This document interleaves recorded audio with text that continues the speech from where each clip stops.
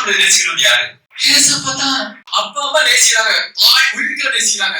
நமக்காக ரட்சிப்பு முடியுமா? உன்னை சாப்பாடு விட்டு வளர்த்து ஆளாக்கி படிக்க வச்சு கல்யாணம் பண்ணி கொடுக்க முடியும். பரலோகத்துல சீட்டு வாங்கி தர முடியுமா? பரலோகத்துல சீட்டு வாங்கி கொடுக்கிறது இயேசு கிறிஸ்து. ஹல்லேலூயா.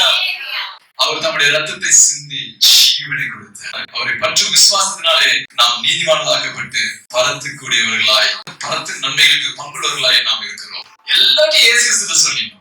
மனுஷன்கிட்ட சொன்ன பிறகு அப்படா இப்பதான் ஒரு லோடே இறக்கி வச்ச மாதிரி இருக்குது அப்படின்னு இருக்கும். ஆனா என்ன பிரயோஜனம்?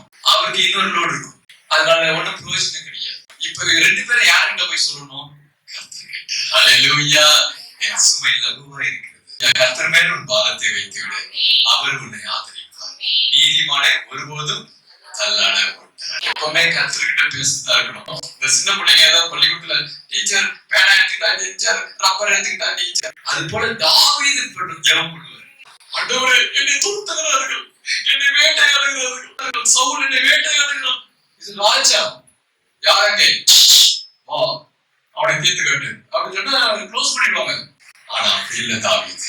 எல்லாரும் சிறு பிள்ளையை போல ஆண்டவரே ஆண்டவரே ஆண்டவரேன்னு ஆண்டவரை தேடுகிற ஒரு உள்ளம். நமக்கு அப்படியாக குழந்தை உள்ளம் போல நாம் மாறணும். ஹல்லேலூயா.